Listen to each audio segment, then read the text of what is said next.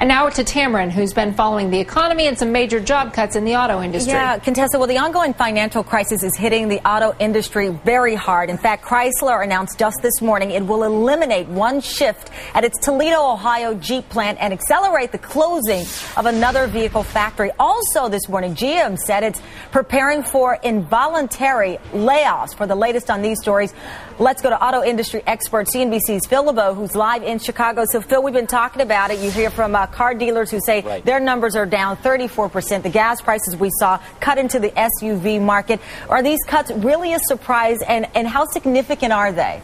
Well, they're not a surprise, and the thing to keep in mind is while we see what's happening at dealerships around the country in terms of consumers going in or not going in and buying new vehicles, what the cuts announced today from General Motors and Chrysler signify, these two corporations at the corporate level, they're in a cash crunch right now, and they are moving as quickly as possible to conserve what cash they have so that they don't slide closer to bankruptcy. And keep in mind, Tamron, General Motors is talking with Chrysler, or the parent of Chrysler, about acquiring Chrysler. So these moves today, this is on the corporate level, showing that they are being squeezed and they've got to conserve cash as much as possible. So, Phil, what is the latest on those merger talks between Chrysler and GM? Right. And if they do merge, how does it improve that sector of the auto industry?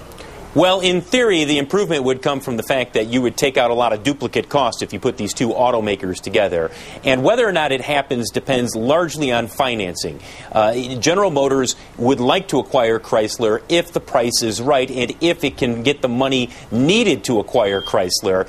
As we've talked about, there's a credit crunch going on out there. And it's not like banks are going to turn around and lend them money. And so if you're General Motors, well, you might be interested in acquiring Chrysler. If you don't have the cash, you got to figure out some way to make this happen. And that's why the two sides remain in talks right now. One more question, Phil. We've been talking about the retail industry, and they've been slashing prices. You know, you go to any department store, and they've been cutting prices. Walmart cut prices on toys.